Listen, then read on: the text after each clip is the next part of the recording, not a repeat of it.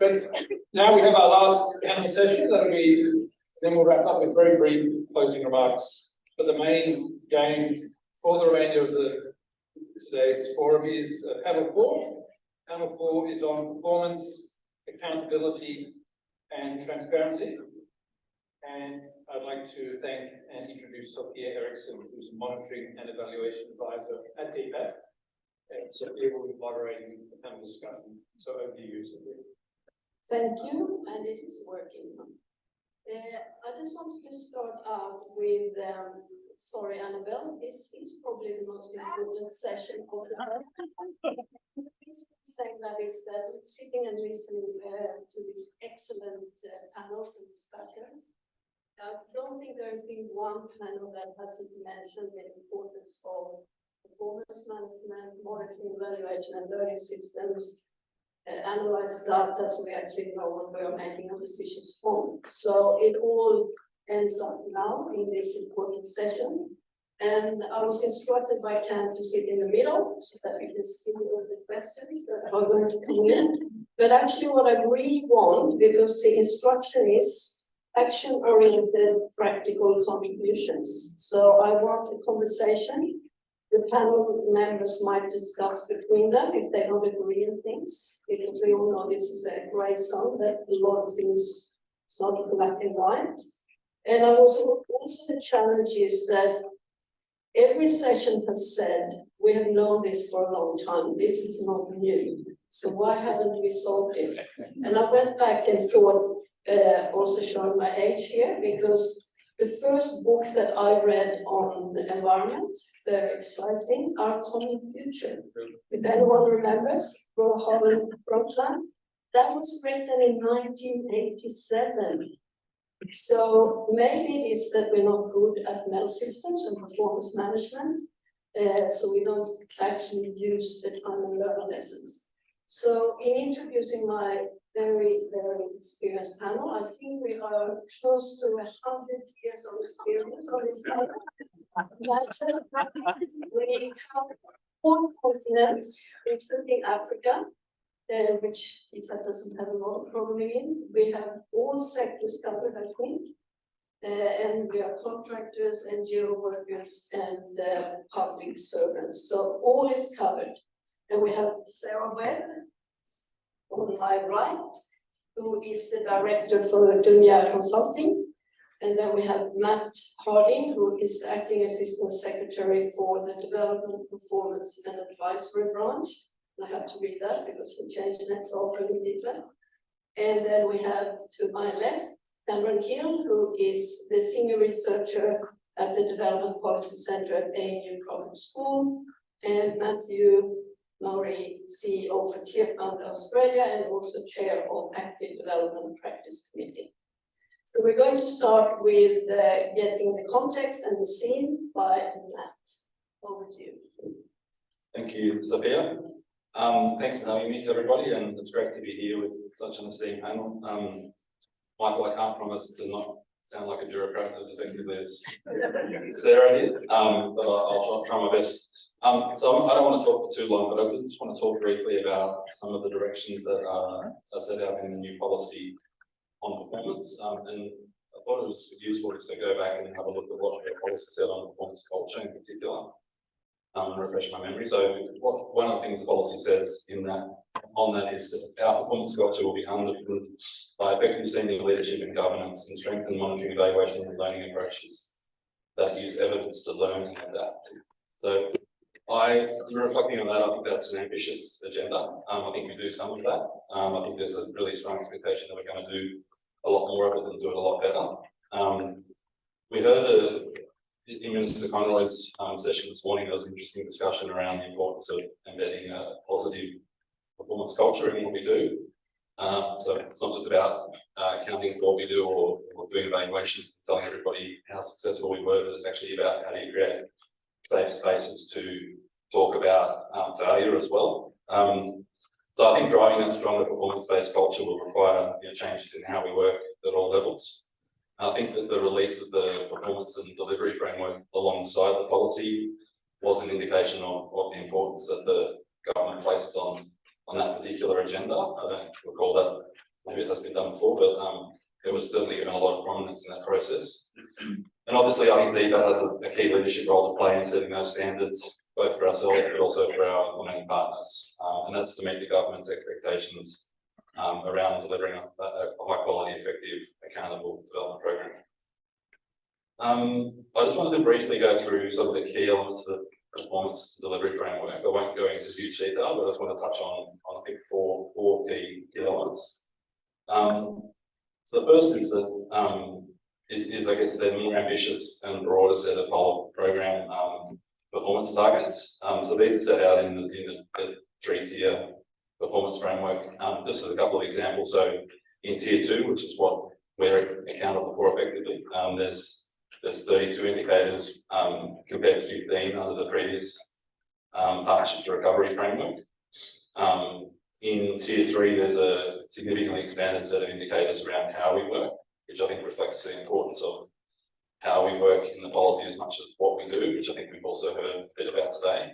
So these are designed to capture things like the extent to which we're working in partnership, how we're supporting likelihood development, which we heard about earlier, measures around how we're improving on transparency and effectiveness, and also integrating gender equality and climate change into new investments. The second element, which is really, I think, a really important plank of the policy implementation piece, but also the performance culture, is the development partnership plan, so the new approach to regional and country development plan. So the DFAT, obviously, there'll be a big focus on partnership and then the consultation. We've heard a bit about that in some of the other sessions. I think that consultation is intended to be much broader than perhaps what we've done in the immediate past. So going well beyond partner governments and look at a wider range of in-country stakeholders. I think there's a really strong focus in the DFATs, which I'll shorten the development partnership plans, on oversight, evaluation and learning. So that includes a very sort of clear consultation, evaluation and learning plan in each of those documents, but also a commitment to regular structured dialogue with stakeholders to discuss issues, share learning and update on progress. And I think a really interesting new feature is that the DPPs will be subject to a mid-cycle strategic review. So that's intended to introduce a more robust assessment of progress, promote contestability, learning and accountability, and also, I think, even more importantly, provide an opportunity to adjust the plans at that mid-cycle point, so that we hopefully avoid the sort of stale plans that are sitting on the shelf gathering dust. Third is just more broadly strengthen monitoring, evaluation and learning. I think it's worth just reflecting a little bit on some of the commitments on evaluation in the policy. So there's a significant step up, I think, in ambition on evaluation. So there's a shift to multi-year evaluation plans for all of our programs, with an increased focus on the quality and use of evaluations. So that's to both drive better use of evaluations to inform policy and programming decisions, but also then to transparently report on that quality and use annually through a new performance report that I'll talk about in a second. Expanding the range of evaluations, so introducing new approaches, including real-time reviews to better inform implementation and post-completion impact assessments for major investments and more sector and thematic evaluations. A really big focus, I think, on increasing the communication of evaluation findings, including not just those that perform well, but also those that have underperformed. So we can sort of, I guess, drive more reflection on that. And reinforcing our commitment to locally led development through providing opportunities for local experts as part of evaluation teams. Another commitment in the performance framework, I'm not sure if it was featured directly in the policy, is a commitment to assess all of our monitoring, evaluation and learning plans at the investment level against our DFAT sort of monitoring, evaluation and learning standards 6 months into implementation. So that's a tier 3 indicator. So obviously that'll affect a lot of our implementing partners here, and obviously it's something that we can't implement without your help. We're also planning to conduct perception surveys in partner countries every 2 years to help measure and test how effectively we're delivering on the commitment to be a valued, respected partner in our region. We're still working through the scope of that perception survey, but the intention is for that to be conducted, the first one of those to be conducted by the end of 2024. Fourth point I want to raise is just around strengthening the accountability and coherence of our program via the introduction of a new senior responsible officer role for major country and regional programs. So we think this is a really critical piece in terms of accountability, oversight, but also helping to drive that performance culture. So I think the Minister talked a bit about how he wants to see development positioned in DFAT as a given real prominence as a profession and as a really key element of our international efforts. So I think the senior responsible officer is one way we're trying to sort of pursue that. We're picking up lessons learned from previous senior responsible officer trials, including particularly the need for effective central support to that process. So we're currently designing how that will work, obviously, so that we can maximise the chances of success of this. And just lastly, on strengthening transparency and accountability, I mentioned before the new whole of program performance report, so that'll be called the Performance of Australian Development Corporation Report. So that's a new feature. It's a bit back to the future. It's something that we used to do some years ago. The first of these reports will be published in early next year. That'll be a transitional report, so we'll pick up some of the results under our previous strategic framework, but it will set up the parameters for sort of reporting on the new performance framework going forward. And we're also planning to launch an online portal to provide greater access to data and information about our programs. Expecting that first phase of that to go live late in 2024 at this stage. So I'm going to wrap up there, Sofia. I mean, I think last comment should be just that I think implementing these changes will take a lot of time. Capability is really important. I've heard that from a number of sessions, both DFAT's capability and that of our implementing partner in the broader development community. That's something that we're putting a lot of time and effort and energy into at the moment. So we need to move really carefully and systematically and move together, importantly. So we think the approach that's in the performance delivery framework will help. Provides a strong basis to take it forward, but we need to work together and support each other to drive a more positive and open performance culture across the program. Looking forward to the question. Thank you. Thanks a lot. And I think the most exciting thing with the new policy is not written in the policy, but it's the fact that both ministers have said and welcomed, learn from mistakes and failures. Now I'll give you a challenge while you listen, because I think human nature doesn't like to talk about mistakes and failures. So we had a local staff, the minister mentioned he addressed them in the beginning of last week, and they came up with the term failing forward. That's very good. So now you can have a challenge to think, can we have some better words for that? While I hand over to Ken to talk about first principles. Yeah, maybe. Thanks, Sofia. Yeah, I probably want to pick up where Matt left off and talk about, I guess, why this agenda is important in terms of what's not said in the policy and the things probably that a government policy can't say. It's the way this agenda is important. And then, yeah, I want to just briefly touch on, I guess, what it means for the sector as a whole, including that question of talking about failure or not achieving what we thought we would. And then sort of, I guess, possible further implications that DFAT may want to consider, I guess, as it implements the policy.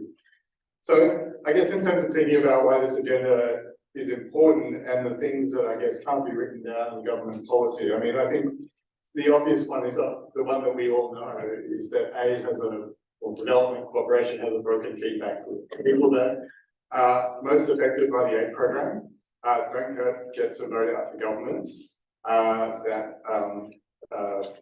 design and deliver the aid program. So unlike most of our government expenditure, the people most affected by don't get to hold those implementing it or those that come up with its objectives accountable. So whether it's good aid or bad aid, and there is bad aid, the people that are most affected don't get that direct say. So that makes, I would argue, the performance agenda even more important than it is in some of our domestic programs, because it's one of the few ways we can at least partially mend that broken feedback. Secondly, and I think the minister's speech got to some of this, there's a huge scope for discretion in what we do with our aid budget. It's, and you know, we can, and I think we've talked about some of the areas today. The discretion that, you know, aid managers and those that control the decisions around aid have is massive. There's very little legislation that governs the aid program. There's a huge array of sectors. I mean, I often we say, well, we're going to be guided by our partner priorities, but we all know that when we go to our partners, the list of priorities is often pretty large. So the scope for discretion by decision makers is very large. Again, that gets to, I think, what the minister was talking about, and the first question that Jackie had for him, which is, on what basis do we make these choices? Do we make them in a kind of arbitrary way, or do we make them based on evidence? I guess that's again why I thought this agenda is so important. I think the third reason is the region that we're working on. If we gave aid, I guess, purely based on where we thought it would be most effective, we may not be giving it to some of the countries where we're a very large donor. Where the theory goes that aid works best in well-governed countries with large amounts of poor people. So the Pacific is one of the most challenging areas in the world to deliver aid, and the evidence shows that. The big data sets around aid performance and effectiveness shows that. And the reason that in many cases the Pacific can't do much without the size, the remoteness, etc. So again, if we're giving over 40% of our aid in one of the most challenging environments in the world to give aid, I think the onus is on us to really make sure that we're getting the best results that we can, because we are working in a pretty challenging region. And then finally, why this agenda is important, and probably something that couldn't be stated in the aid policy, was even though aid is increasing in nominal terms, the government has said that the aid budget will remain flat in real terms until 2036-37. So the government is spending money to keep the aid budget flat. It would cost even more, obviously, to keep it rising in real terms. So that means we need to drive our aid dollar even harder, because aid in real terms is not increasing under the current budget settings for at least another 14 years. So development impact has to be our North Star, because there's not a whole bunch of new resources coming in, certainly not real increases coming in.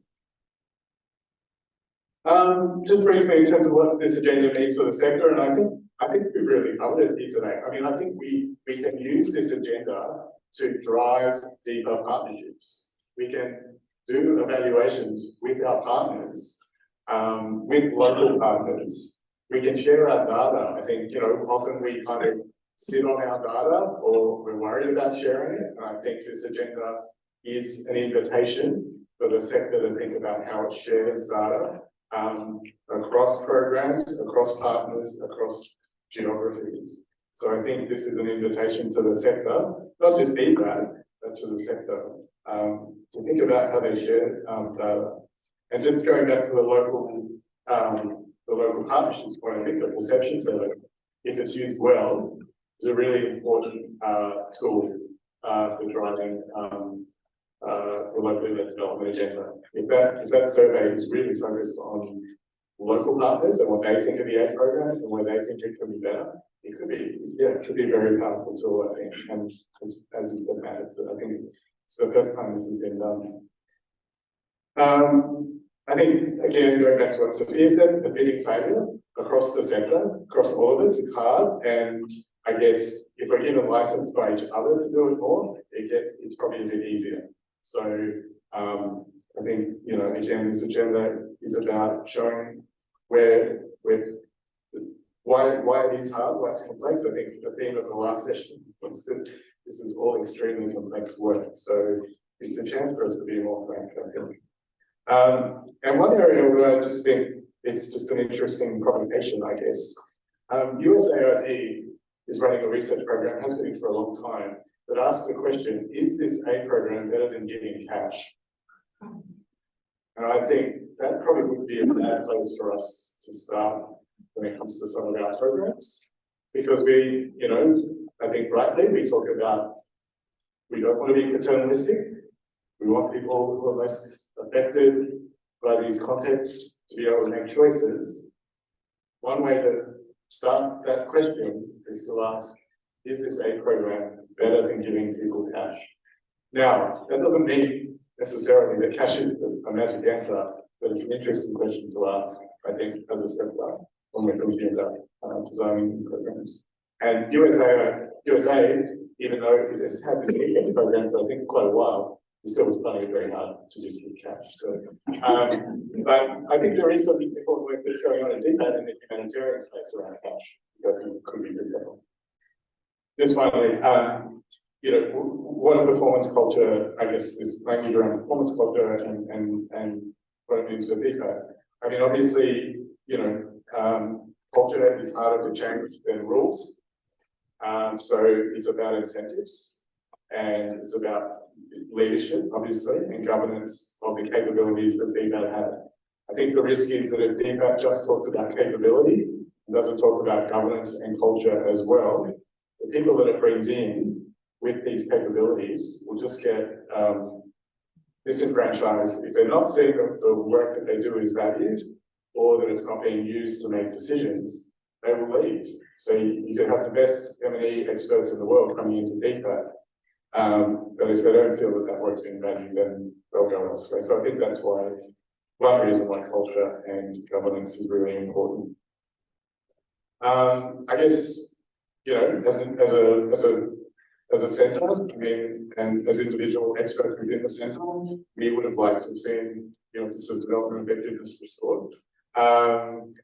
But I think if that's not going to happen, I think it's important to look at what we could build into the development program committee to bring in external advice and expertise around particular pieces of work. And that includes local expertise and advice around particular pieces of work or decisions.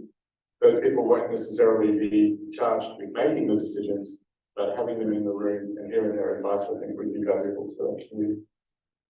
I think with these new strategies, both the development partnership plans and the sectoral strategies like gender and disability that are coming forward, I think looking at our previous evaluations would be a bad place to start as well. There's a lot of great evaluations in areas like disability, like gender, and I think the policy talks about using evaluations more. I think a good starting point would be the strategies that we're starting to work on now.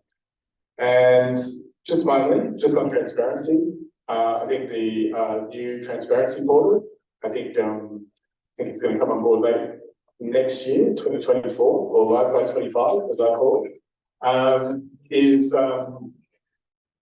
going to be a really good opportunity again to the sector. So, you know, this will primarily be about DFAT's data and findings, but I think, you know, it is an opportunity for them to come forward with their own. But I think it does need to be accompanied by a policy that's overseen by the development program committee, because I think leaving what goes on and what doesn't go on the portal to kind of discretion, again, I think just will invite inconsistency.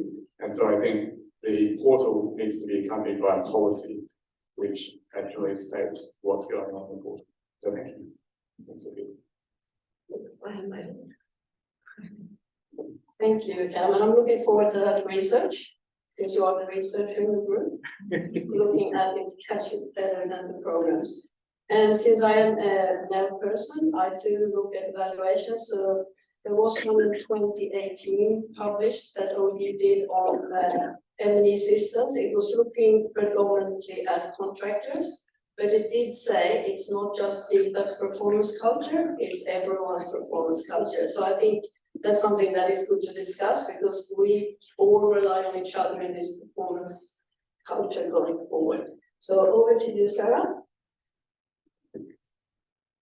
Thanks, Sofia.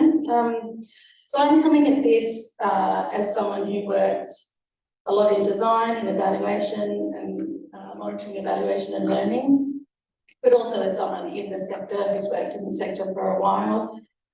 So I thought I would just share some thoughts about a few things that strike me in the policy and particularly in the performance framework, and then respond to that question: what happened with the sector respond to these things. There's a lot to applaud and there are some challenges, as we've heard all day today.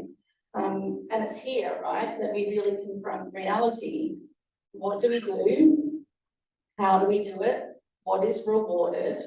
And what is valued and evaluated, and how? So I think, you know, that's what was shaping me thinking about this session. And I'm obviously really excited to hear the Minister and many others talk about not just accountability, but learning and improvement, right? Because that's what matters. And the policy and the performance framework make some significant commitments on performance and accountability and transparency. I know there's already a lot of work happening inside DFAT to redevelop and refine evaluation, performance and quality systems.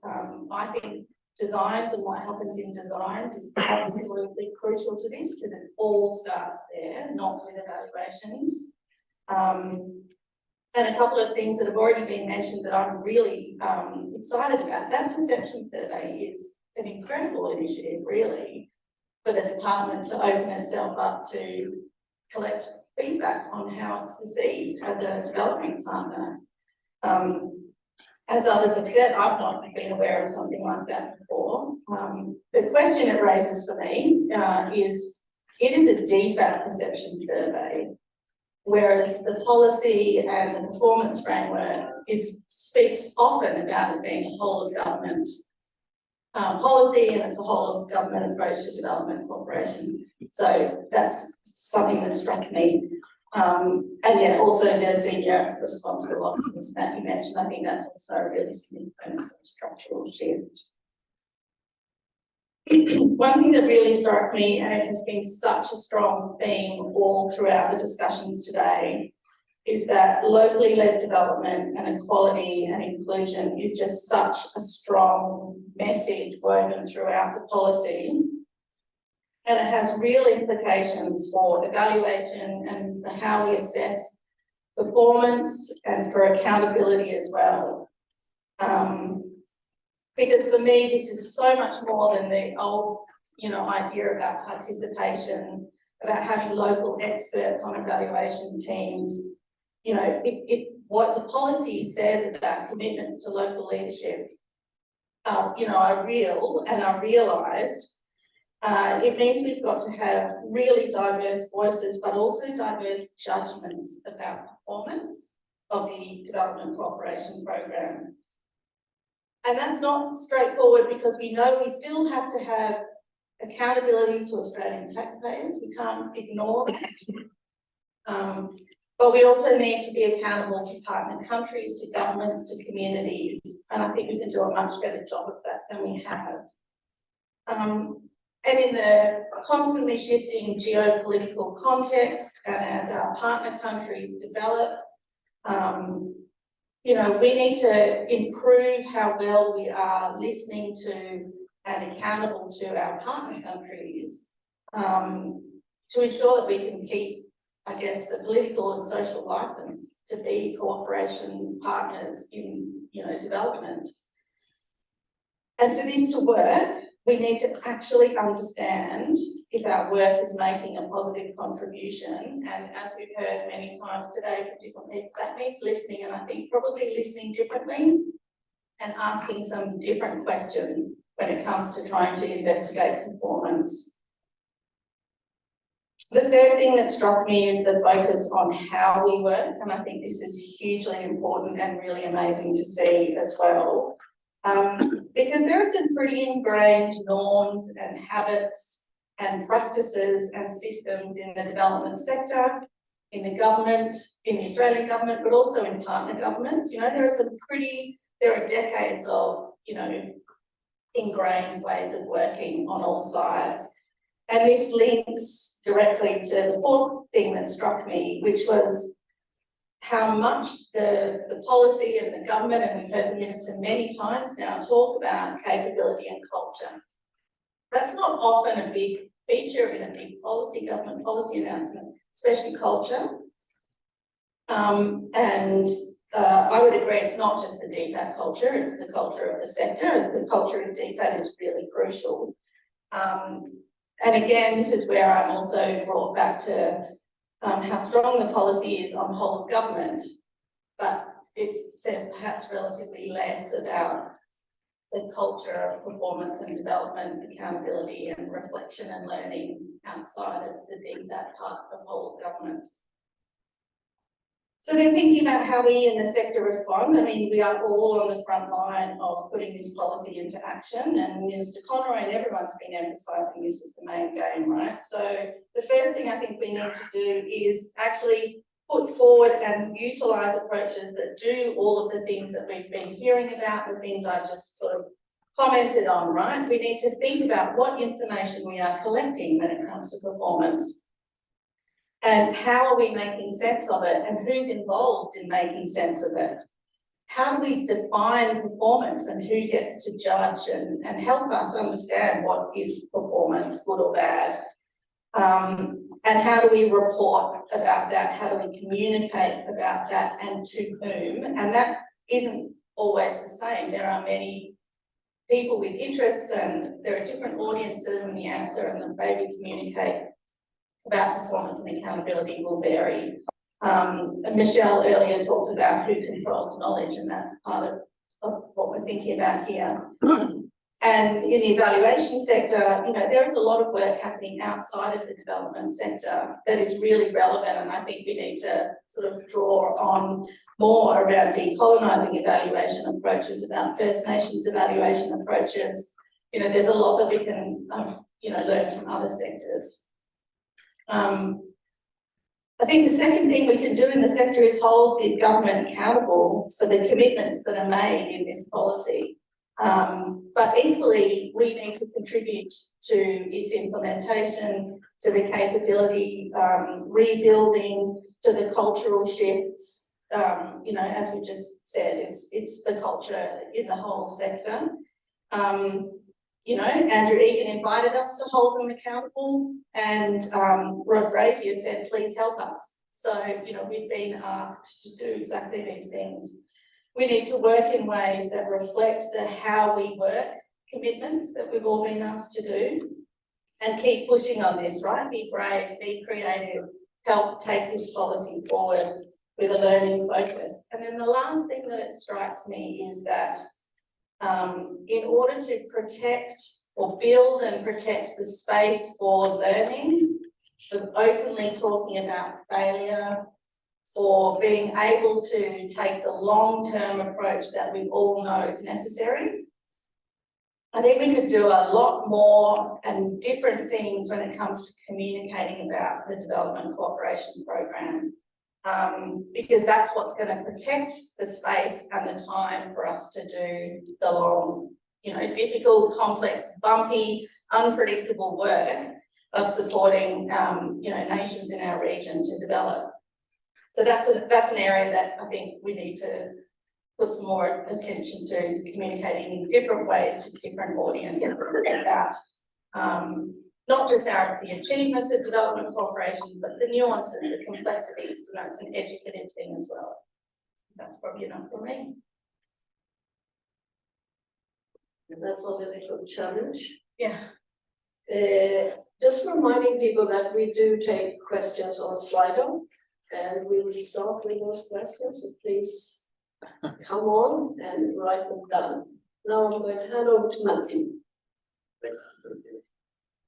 So there's the axiom that what you measure is what you do, or what you measure is going to show what's important to you. And I think I'll echo Matt's comment that the fact that the development performance and delivery framework came out in tandem with the new development policy, I think underlines the fact that the government has been thinking, that DFAT has been thinking about what success is going to look like, how it's going to be measured, and how the development policy will be implemented to that end. So I think the last session of the day, but perhaps the most important in terms of saying how we define what we're going to be measuring and what we're going to be focusing on is in effect going to define how the investments are made across the development program.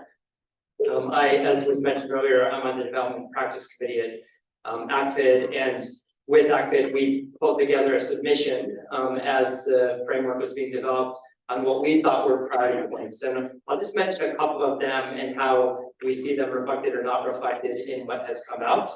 One of our first priority points was that we wanted to see the performance framework align to international frameworks. And to me, that's actually one of the areas I think to really celebrate, and that is the reintegration or the renewal of the commitments or the language around the SDGs, which kind of was lost for a few years in terms of priorities. And of course, it's such an important global framework. And so having that on the tier 2 level, if you go through the framework and look at the 32 indicators, every one of them is matched against an SDG indicator and what success will look like. So that's an integration that I think really should be celebrated and is important in terms of aligning with the global commitments that the Australian government has signed on to. One of the other areas that we said that we thought was important was that the framework should be ensuring that we invest in what works. And we heard the minister this morning talk about it, and we've heard it mentioned throughout the day that we want to have more real-time, quicker feedback that shapes decisions, that shapes investments, not every 5 years, but in more real time and in a more living way. And so it's encouraging to see that. I will, and there are different methodologies that have been mentioned.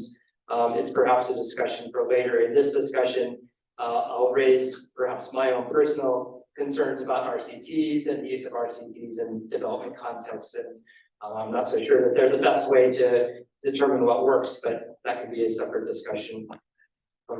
Another one of the areas that we thought was important and we were hoping to see prioritized was that we have a transparent and accountable program.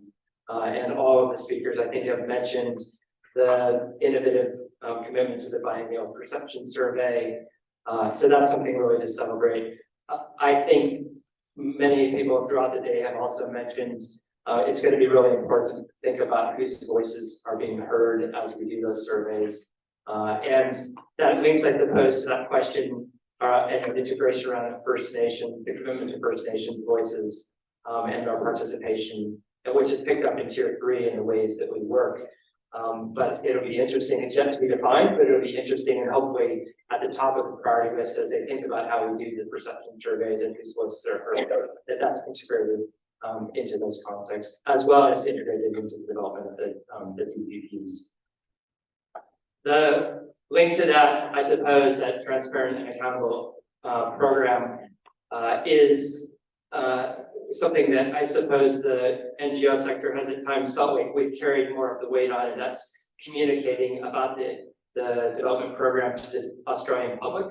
DFAT does some. We'd love to see DFAT do more of that, telling the story.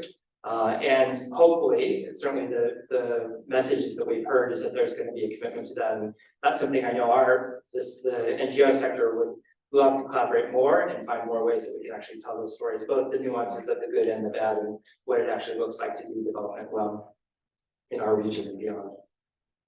There's a few questions that I have, and we were given the chance to say that we could ask questions to ourselves on the panel. I think investing in capabilities and that commitment is something to really celebrate. The mention of the senior responsibility officers at the post and their role, which in the policy it says their role is going to be to ensure improvement of transparency, accountability, and program coherence. But at the same time, it's not new FTEs. So I suppose I'd be interested to hear the thinking about how that's going to be added on top of already busy roles within the post. But I think it does afford a real opportunity, if done well, to have that push down to post level of thinking about effectiveness. As we get into looking at the indicators, and this is maybe just some more granular comments about the different tiers, the tier 2 performance indicators, as I mentioned, are strongly, each one of them is linked very clearly to the SDGs, to an aspect of the SDGs. They are a mix of qualitative and quantitative indicators, which I think is also fantastic. At the same time, there's more work that needs to be done as we think about, well, what are we actually measuring and what does success look like? For instance, in the area of food security, the measure is that Australian support for improved food security and climate resilient agricultural practices via policy, technical advice, and/or capacity building. So that's the measure. I mean, clearly that needs to be defined a bit more to understand what are we looking for, how do we measure success? And I think on each one of those, there's more work that needs to be done. So looking forward to thinking about how that's going to be done, given the desire to roll this out so quickly. I guess the final two comments I'll make. One is around the tier 3 indicators. I think, again, it's fantastic that DFAT will be really seriously thinking about ways of working and finding ways to measure that. That's, I think, a step forward. The word partnership was so prominent in the new development policy and the commitment to that. We've heard that in different ways throughout today. And I think those tier 3 indicators are going to be where we're actually able to see the measurement of actually is partnership working the way that we've aspired to have it played out in our partnerships in the region and beyond. I think there's a lot of scope for creative innovation as well, and learning, the commitment to tell the stories good and bad, the commitment to listen to failures as well as successes, in fact embracing those, I think is a really healthy sign. I know the sector that I work with, the NGO sector, is constantly thinking about ways that we can innovate, ways that we can measure, ways that we can have primary stakeholders, local communities actually driving the evaluation agenda, driving the development priorities. Perhaps Sofia has said, hopefully we can use some of this session for you to share some ideas and innovations and ways that those models might contribute. One that I know our organization did in Nepal, working with people with disabilities, just as an illustration of ways that we could be creative, think outside the box, was actually giving cameras to people with disabilities and asking them to tell their stories through photographs about inclusion and how the development project they were involved with contributed or impacted their perception of inclusion in the communities, which was a pretty powerful way of letting them tell the story and letting them control the narrative about what does effective development look like, how it's impacted their lives, and giving them that primary voice. So there's other illustrations. I could share a few more. I'm sure you could share them as well. But I'm hoping that as the commitment to roll this out, there will be space for that continued creative thinking about how do we actually do learning evaluation, apply those lessons in a ways that as I said, the people directly impacted are telling their stories. Thanks. Thank you, and we're going to park the questions. We're not going to start with the panel asking each other questions, because I'm going to check if we do have a slide. We don't have a slide. Not one. Okay, the room again. We have a question up here. I'll do the same as previous. I'll do 3 at a time. So we have one up there, one in the middle, and one there. And as soon as you have a microphone, so you will start up there. Thank you very much for keeping the energy in the room right through to the end of the day. So congratulations to the final panel on that. I guess my question might start with a comment and a question that ties, I think, what's been percolating in my mind at least right from the very beginning of the day. And it really speaks to tying together the themes of locally led development, of inclusion, of performance, and things that we know that we do well as a sector and things that we know sometimes we have to do better on. And we can be quite extractive as a sector. And so I'm slightly nervous and cautious about how we're not just turning new language into an even more extractive process. And so when I think about comments about performance and the monitoring and the frameworks that we have, and I think Connor made a question before as well in terms of, we know what we should be doing in terms of inclusive practice. It's not necessarily always the way that we work with partners in terms of that space, that time, that process to reflection. Heidi made the comment about time being a very different concept. And so we often, are told by our partners, you keep wanting to reflect with us, you keep wanting to learn with us, you keep wanting to ask us questions about things we've told you for decades. Just let us go off and do the work, and then we'll come back and tell you the impact that we feel and we believe that that's had for our communities and our people. So I'm just, I guess, interested in some comments or reflections about how we tie all of these commitments together so that we are truly learning from the things that we know that we aren't necessarily great at as a sector, so that we don't accidentally become more extractive through the very processes that we're trying to say should be more inclusive and be more local. and particularly in the context of performance and evaluation.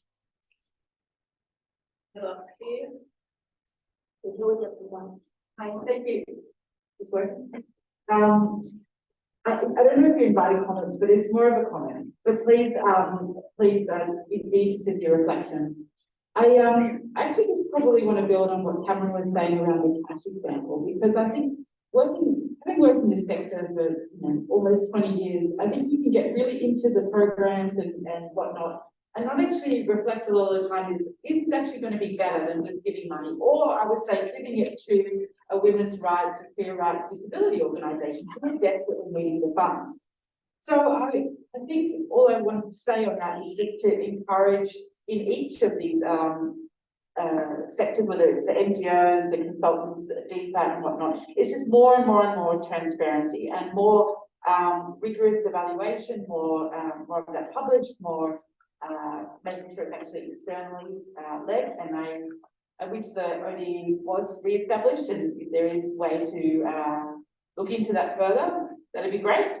And also just to reframe the narrative a bit around aid, that it's not generosity, it's actually a human right to have water, it's a human right to have food security and whatnot. So every single dollar matters. Thank you. And then the third question. Yeah, cool. My question goes out to Matt.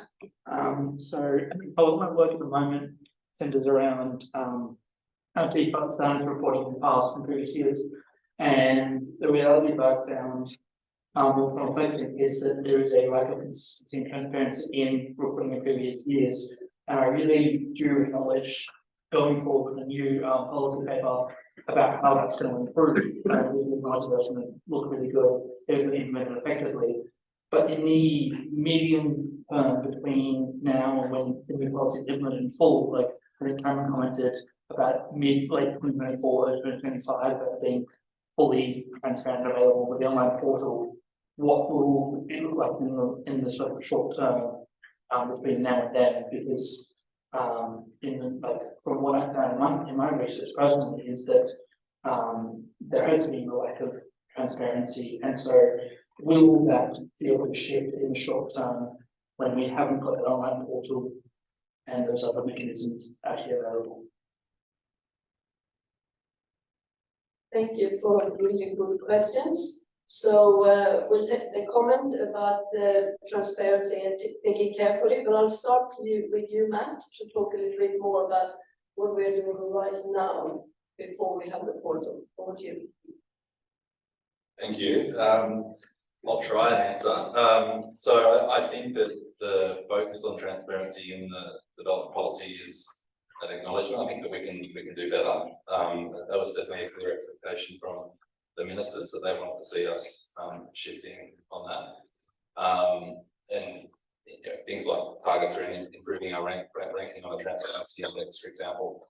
I think the portal's only one element of that. I think that we still have a really strong focus on publishing evaluations, for example, that I think is continuous, but I think there'll be a stronger expectation on publishing that. We're moving to sort of get more visibility of our forward sort of evaluation pipeline at the country level by sort of moving to multi-year plans. So that'll help programs plan a bit better and understand sort of what they want to evaluate when, and then sort of what the sort of how to sort of make sure that's published and transparent.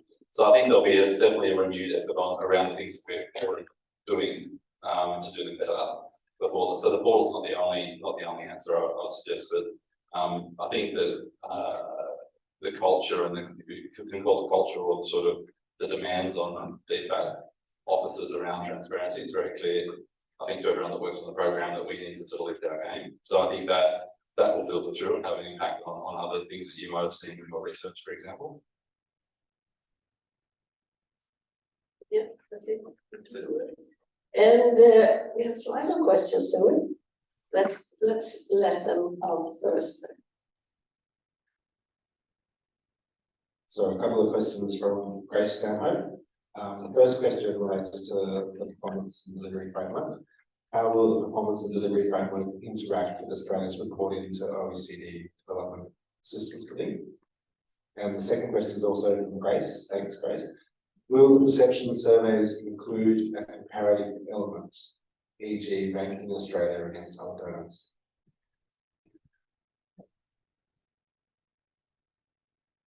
Okay, so while you think a bit about that, Matt, so it's not only you asking questions, so the question on how we tie everything together. Who is going to answer that one? Cam can start. You have a go. Yeah, thanks, Andy. Yeah, I mean, I think, for example, if we're talking about giving more core funding to local organisations, we should be asking them what they want out of evaluations and letting them lead those evaluations, and maybe you know, the Australian aid person that's on that team is just part of the team. They're not leading the evaluation, they're just part of it. So I guess it's I do think our partners are interested in their own performance.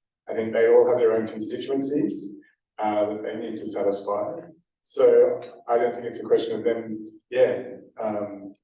not being interested in it. Definitely, I think it's about how do we kind of find, you know, the overlaps between their priorities and ours, and how do we kind of embed ourselves. We're going to do things like more core funding, how do we embed ourselves in their processes and prioritize the kinds of information they need to connect better to their constituencies. Matthew, do you have any ideas on this?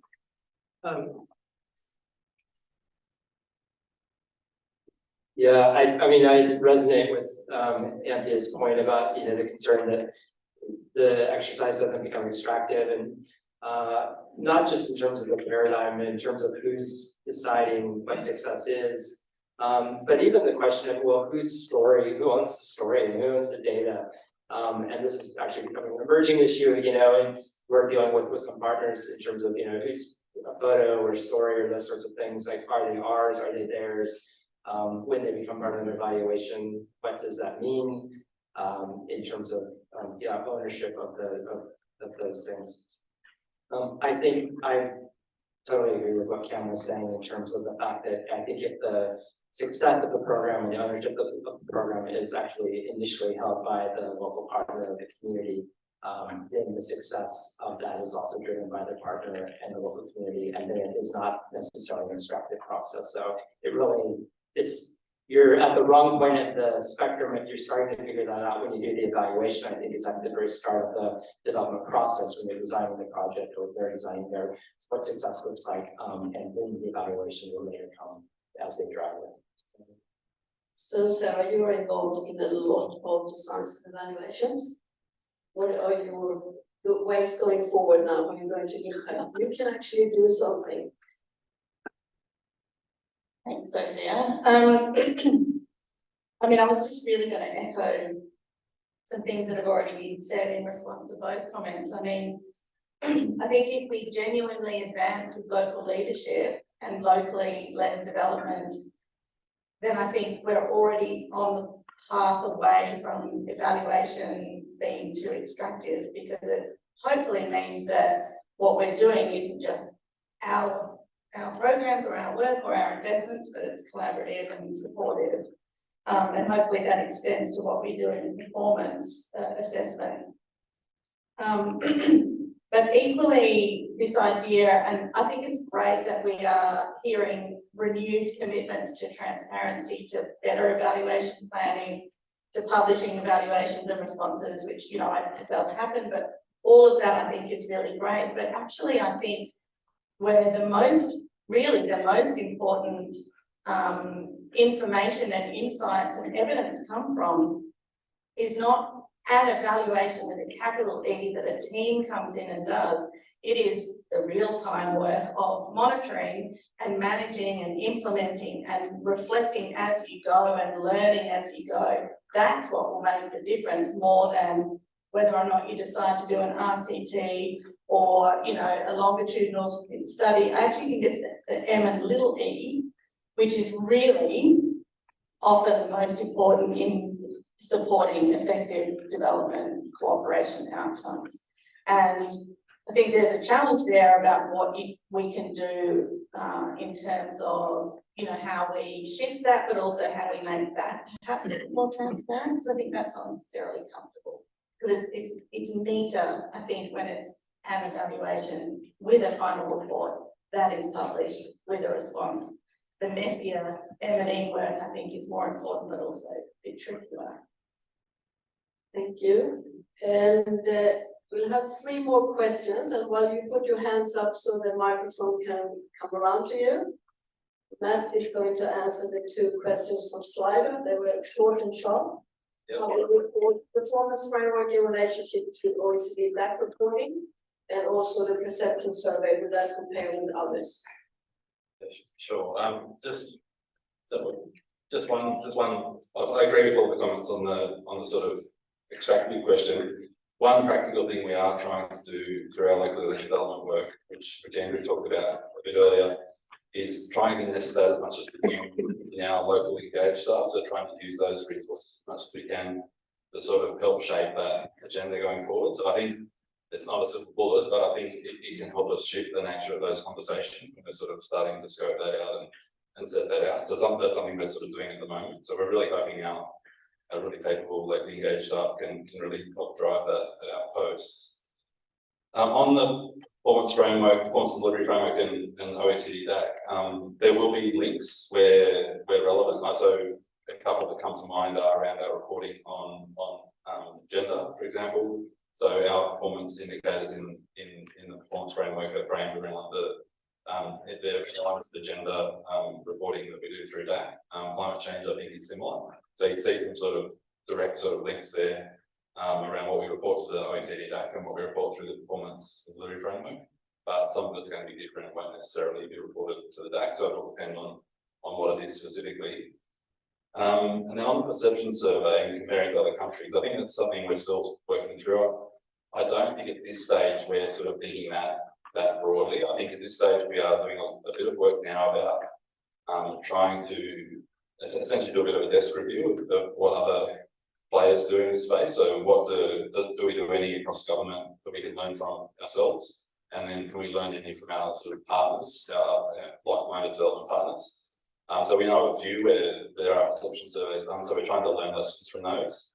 Whether we go to that next step when we ultimately launch is to try to do direct comparisons. I think that's still to be determined. I suspect probably not initially, because we'll be really just trying to roll something out and see how it goes. But I mean, if depending on how that desk survey goes and what's out there, that's something we can sort of have a look at. But I don't think that's sort of firmly in the plan at the moment. We're really still at very early stages in terms of scoping it out. So we have one question here. Any other questions? Joe and behind there. Yep. Not sure if you can hear me. I get Daniel Street from YC. Question for you, Matt. The new DPPs, would you be able to shed more light on those in terms of, firstly, how they compare to the country strategies which DFAT used to have, and when it comes to the design of the DPPs, which countries are going to be rolled out first? Will, for example, at a bilateral level, the DFAT projects that are being implemented, will they sort of be reflected in these DPPs, and what's the sort of time frame? Are they going to be 3-year country programs? And then Joe, or if you have a microphone, then you can. Sara from United World. My question is around some of the underlying assumptions that are built into our own assessment of whether something is good or not when we're evaluating something. We've already talked about the fact that localization will require us to rethink our risk appetite, and the concept of time will be different. I'm just aware that the more localized you are, and also when you enter into more collaborative or complex networks of partnering, the more complex you can appear on paper when you're trying to describe what you do. And as a consequence, the demonstration of your performance becomes harder. And my question is, where is the appetite for saying that in our culture, which says that streamlining is better and simplicity is better, and the quicker you can get the money out the door is better, there is a culture of placing certain values on what is good. And I think the more localized we are, sometimes the more granular, the more complex, more nuanced we are. And pulling it all together into a nice, shiny, look what we did picture is harder. And sometimes we might not be even able to do it.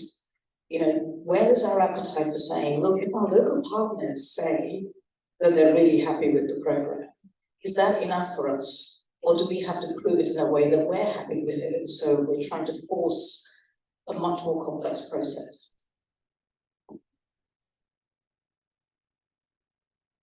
Jo Cho from DT Global.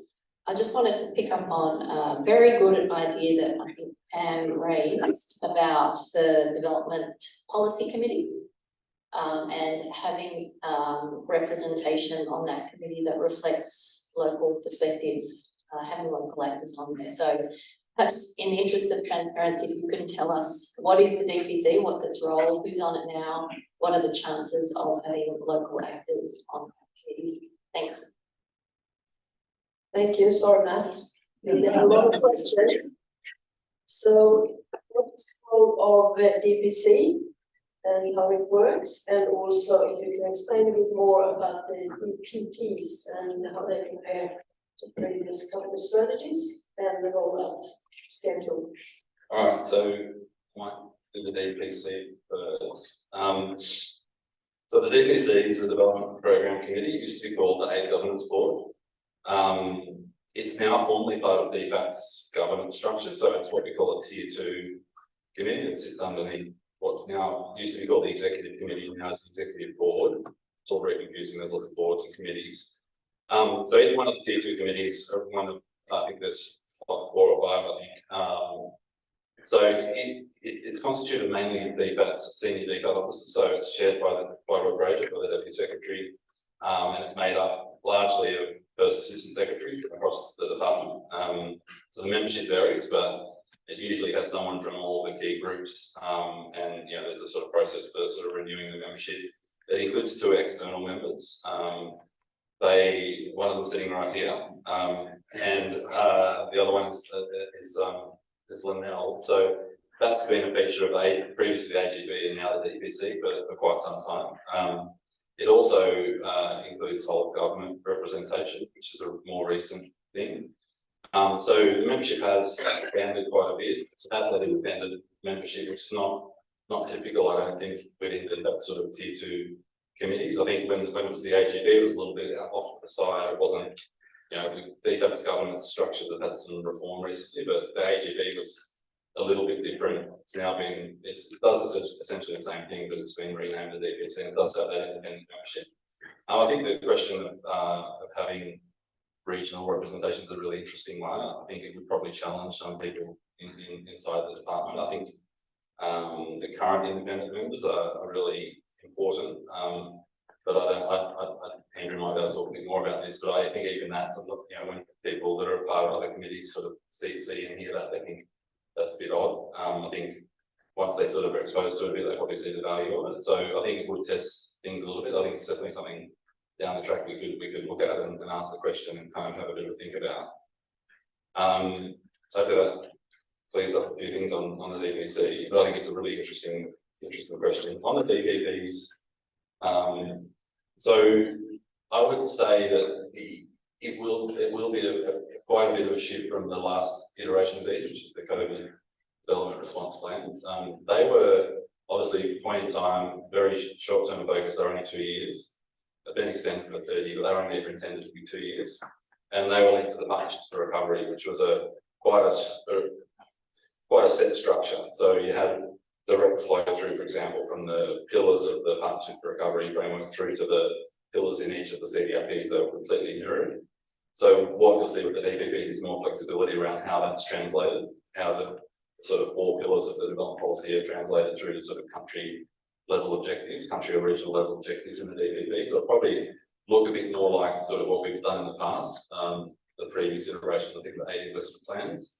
So similar sorts of content. I think there's a few important differences. So one is that there's a lot more emphasis on some of the cross-cutting themes and underlying sort of analysis that's needed to integrate that effectively into the DPP. So particularly on gender and social inclusion and climate change. There is an element of First Nation engagement, although we are sort of treading a bit more carefully with that, because I think we still need to do some more work on sort of what that looks like. So there'll be sort of underpinning analysis that kind of sits behind those DVPs, particularly on climate and JETSI. So in terms of the rollout, so the time frame is flexible, so that's another sort of factor. So we're not stipulating, just like the policy doesn't stipulate a specific time frame, the DVPs aren't for a set time frame. We probably think they'll typically be around 5 years. The reason why we've kept flexibility is to make sure that they can align with, you know, partner structures and systems, you know, political cycles, for example. And there could be a need to sort of make it a bit shorter or a bit longer, and then we've got that capability. The rollout process, so we very sort of deliberately went to government and asked them for sort of probably much longer than we would normally get to sort of roll this process out. So we're planning to publish them all by the end of next year, and in a sort of a sequenced way. So there'll be some that probably get published more towards the middle of next year, so earlier. So we've got basically internally, we've got these sort of 3 batches of countries, and that's to, again, to align with, you know, when it makes sense for different programs to move forward with these. In what some ways it's to help manage ourselves as well, in terms of being able to actually deliver these and deliver on the consultation and partnership objectives that are in there. I think that's probably the other big difference, probably even than some of the earlier iterations. I think much more expectation around earlier engagement, more substantive, broader array of stakeholders. It's a little bit unfair now because it's very bureaucratic processes, so you do sound like a bit. We can do about it. So we have a question about what does success look like? Who decides what success looks like? And if anyone in the room has ideas on this, please do the hard bit. But the panel, why do we take, what is our assumptions that should take precedence, or should the community decide what success looks like? What do we do about this? Any? You start. Yeah, I'll start. Actually, Sofia said the second half of this panel would be all the answers coming from the audience. So that hasn't happened yet, but we will throw this to you as well. I think I mean, we've already talked about the importance of communities owning their development process at the community level and defining success. So I think that's pretty widely agreed. I think, you know, in what we've talked about as well in the language of the development policy is the word partnership. So I don't think it's a one-sided thing where the community is just defining success and then, you know, it's us to just do as they say. I think partnership is a relationship and it goes back and forth. There's a question about who holds power, how decisions are made, and how you do that in a healthy way.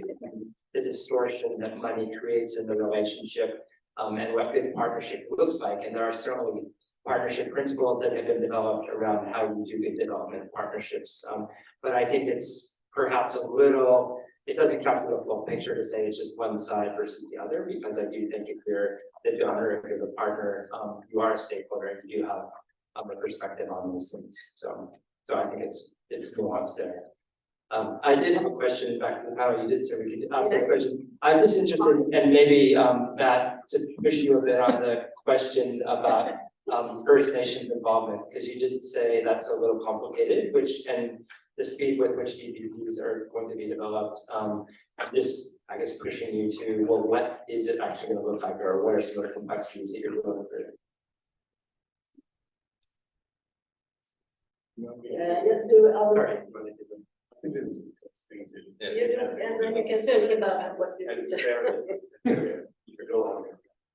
Yeah, I think the success thing is a really difficult one, because I think ultimately, you know, aid is about choices, and it's really, you know, it's a finite budget, and I think though perhaps the starting point is the worst thing we could do is say to a community or a partner that we're defining success in this way, but back in the system, we're defining success in another way. So I think whatever we do, we've got to be honest about how we're defining success, both within the system and outside the system. Because I think that's where we get into a real trouble with partners. If there's a definition of success that's kind of inside the system and one that's out. Yeah, that's a very good point. We have another slide question. Do we? Yeah. So this is more of a comment from Claire Green at the International Development Unit at Griffith University. And it goes to the question of development projects, the impacts and effects of development projects lasting beyond the actual length of those projects, and how we think about moving some of the blockages from measuring those successes. So often Claire's comment talks about there not being resources to look at the impacts beyond the life of a project. It's a comment, but also within the reflection. Can we sort that out? He has the resources now. To go through and do evaluations, but that's why he was so happy with that question. But I'll hand over to you, Matt, because you have a fair few to answer now from the panel. First Nation, SRO. How is it going to work? All right, so I'll try and tackle all of your questions, Matthew. So on the First Nations engagement, I think it's more a question of wanting to just tread carefully. It's a pretty new agenda in the department, and it's got a lot of arms to it. So one part of it is around thinking through First Nations engagement in the development program. There's another part of it which is around First Nations engagement in our foreign policy. There's another bit which is around First Nations engagement in our trade effort. And it's all sort of been set up, out of a pretty small task force at the moment still, with supporting the ambassador quite a bit. So that's one practical consideration. Another one is that we want to tread carefully so that we understand, how our engagement in the space might be interpreted by our partners. So I think there is an intention in at least a couple of examples on the DPPs to have a crack at it.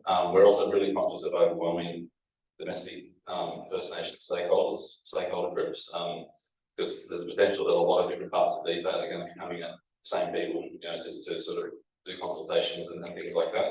So it's definitely, the intention there is to build that. I mean, I think as a first step, what we're asking all of our programs to do is to think about, ask the question at the outset, say, what are the opportunities here? Like, think about your program underneath the sort of DPP, which is the whole program that will work in the different investments and sectors. Where are those opportunities potentially that we want to pursue? Putting some markers down on that, whether it's explicitly in the DPP, but at least having them sort of understood across the program. So that's probably more where we're coming from at the moment. It's not trying to overwhelm the system, basically our own system, but also our partners. SROs, no, there's no FTE. So you're right that it is going to be additional work for often what are previous people. The hard thing is you can't really achieve the sort of objectives we're trying to achieve with this by sort of pushing it down. It does need to be someone relatively senior with the authority that they need to perform that role. So there's some conversations happening internally at the moment about how that's going to work. So we haven't quite landed all of that yet, but that is a challenge. I think in part, I don't think, it's going to be hard to just sort of say we've just got to do it basically because we don't practice. You've got 5 other hats you're wearing. Just adding this hat is not necessarily going to get us the outcome we want either. So we are sort of asking some of those questions now, working through those challenges. And then on tier 2, so internally we at the moment are working through sort of the definitional kind of questions around all tier 2 indicators. So there's internally there's what we call it, I sound like a bureaucrat again, there's a technical note, which is what promulgated out to all the program areas, which sort of actually sets out how we're defining and how we're measuring all of our indicators under those broader tier 2 indicators. So they're being developed now, and we're getting them out to people as quickly as we can, because people want us to know what that looks like, so they can start to build that into their programs and their M&E system, so that we can hopefully get some reporting on it a bit earlier than we might otherwise. That's not too bureaucratic, man, because all indicators need to have technical notes, so we know what we are measuring in all programs. So I think we have, it's 25 we end, right? Because I could go on forever. I love that. So I think we could possibly have 2 more questions or maybe some actual comments that we can improve. So Michael? We have to have the tradition now that it's. Again, sorry. And then, yeah, over here. I'm only asked this because Matthew's brought it up, and it's the first time I've heard it brought up today, and that is the question of transparency for whom and the role of the Australian taxpayer. So one fundamental difference I see in this policy versus the last one that came out under a Labor government is that the last one that came out under a Labor government really prioritised trying to engage the Australian community in what the Australian aid program was trying to achieve. This one, there's not much there yet. Sounds like you know a little bit more about what's to come, but aside from the fact that the aid budget's not growing this time, and it was last time Labor was in power, perhaps Matthew and maybe Cam and Sara, you might have a comment too. It's unfair to put it on the public servants, I think, this one.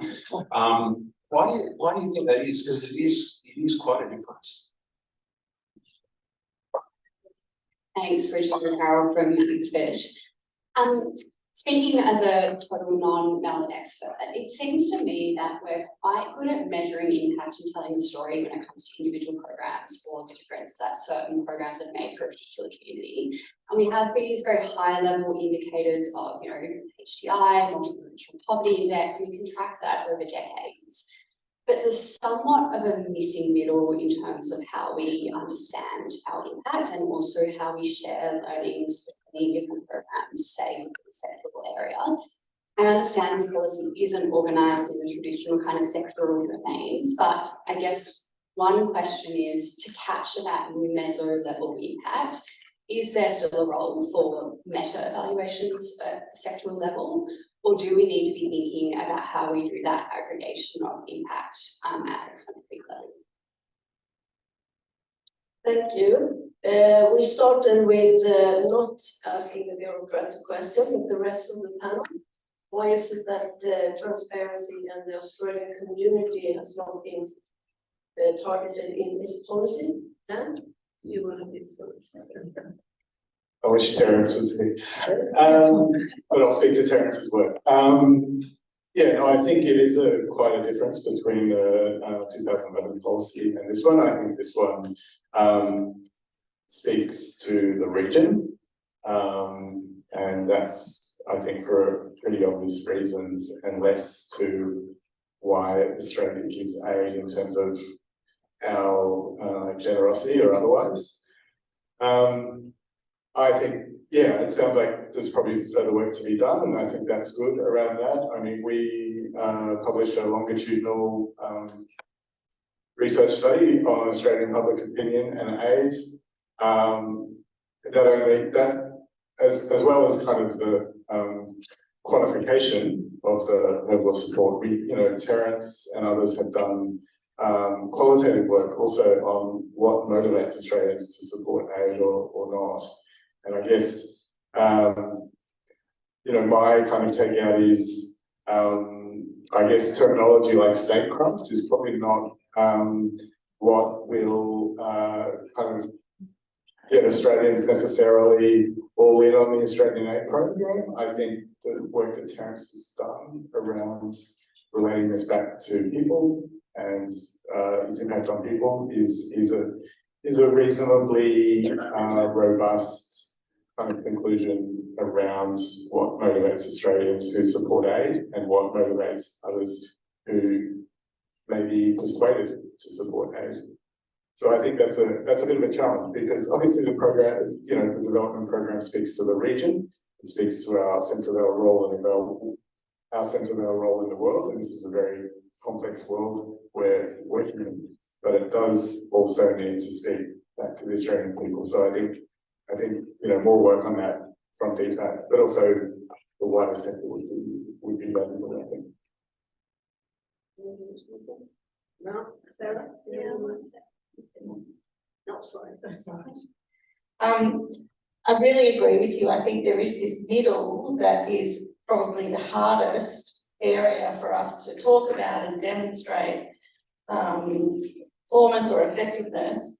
And it's, you know, it's about, but I think it's going to be increasingly important, right? Because the idea that you have a project that you can evaluate and demonstrate impact from is less and less convincing and is less and less kind of defensible.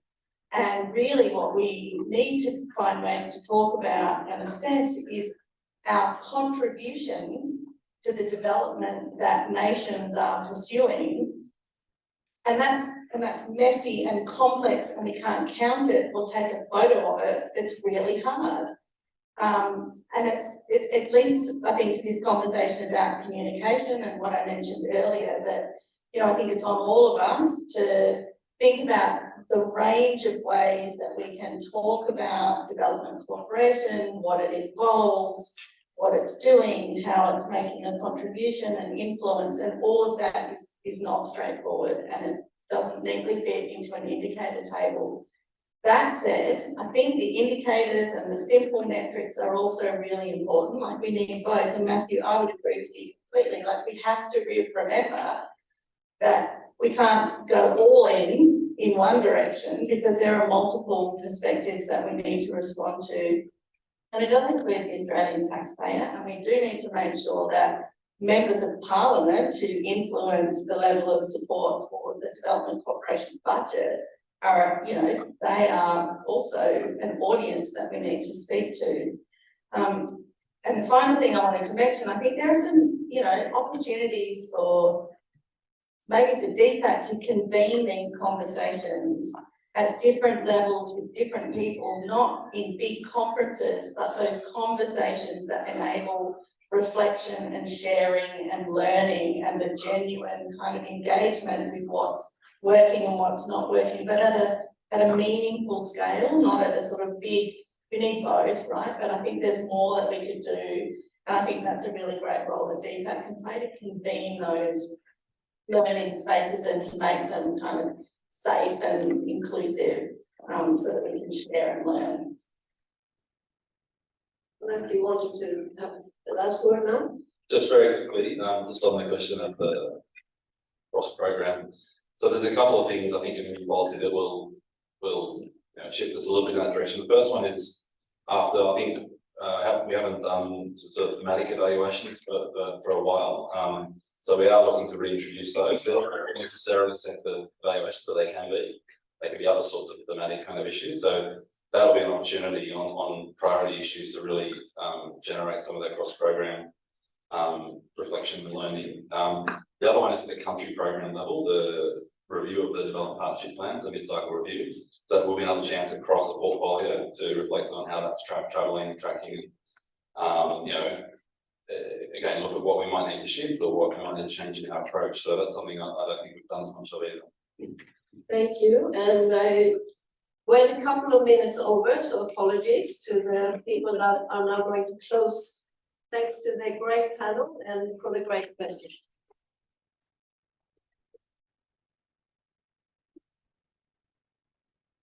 Thank you very much. If I could just ask Mark and Jane and Linda to come up to the front as a very brief closing remarks. So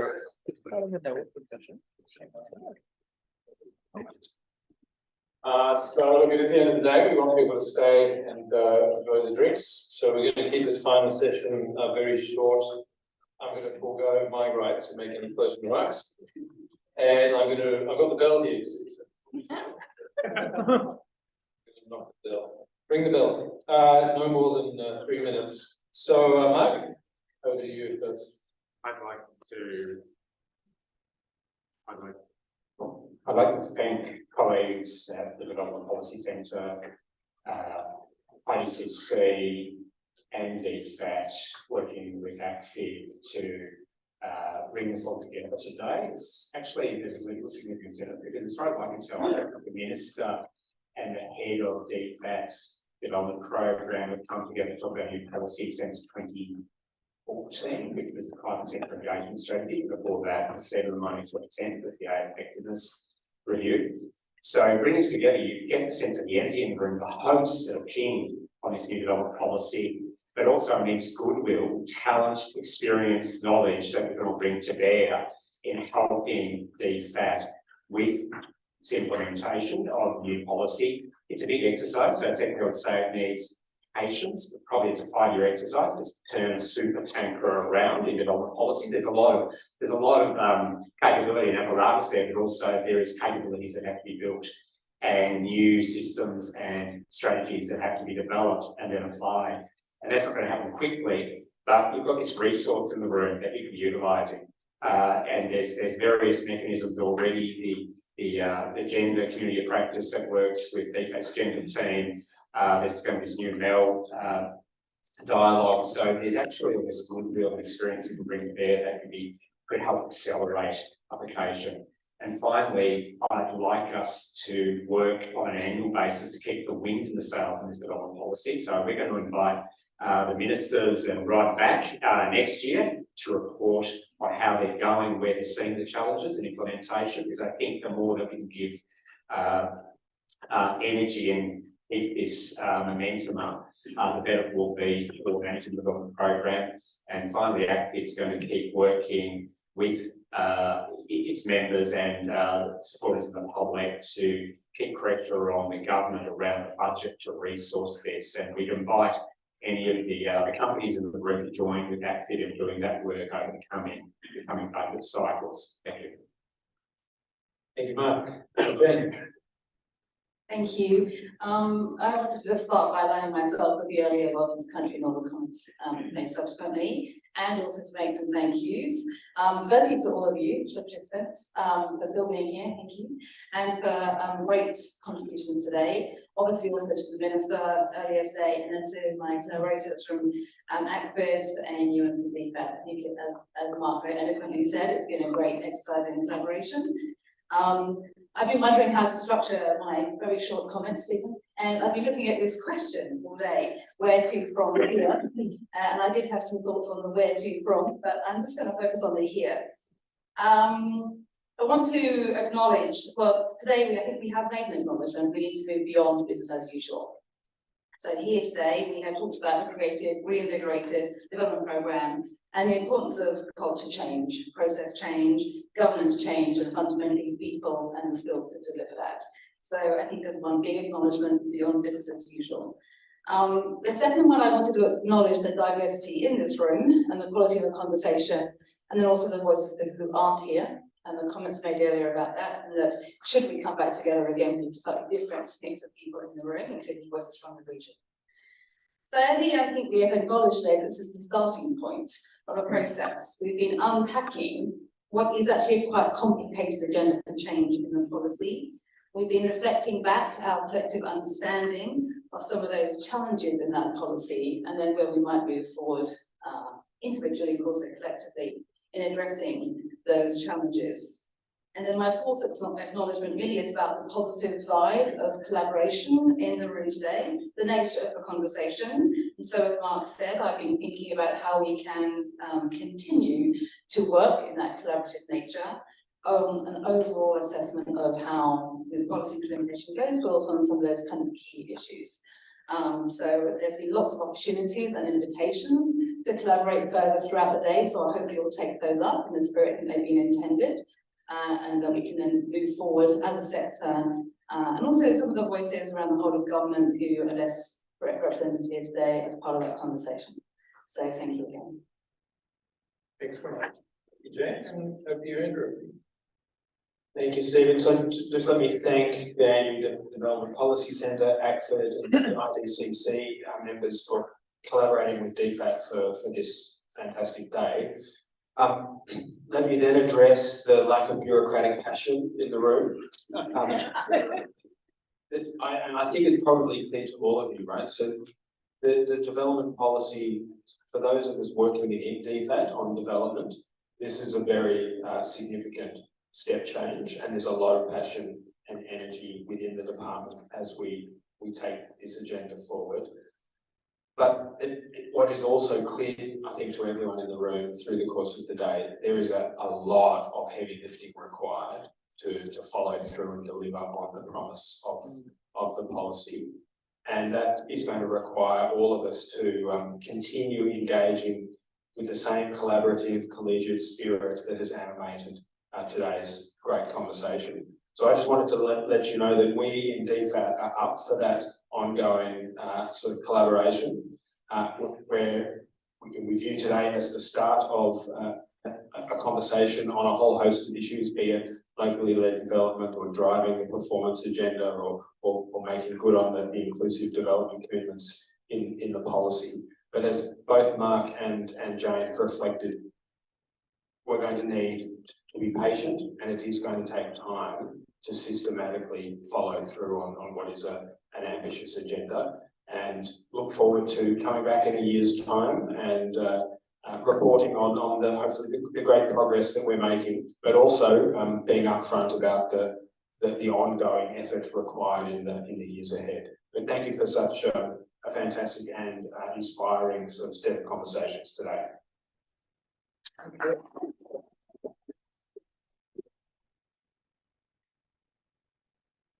Well, thank you, Andrew. Thank you to all three of you, Mark, Jane, and Andrew, for being succinct. But I think it was very useful to get the step back at the end of what's been a very rich day.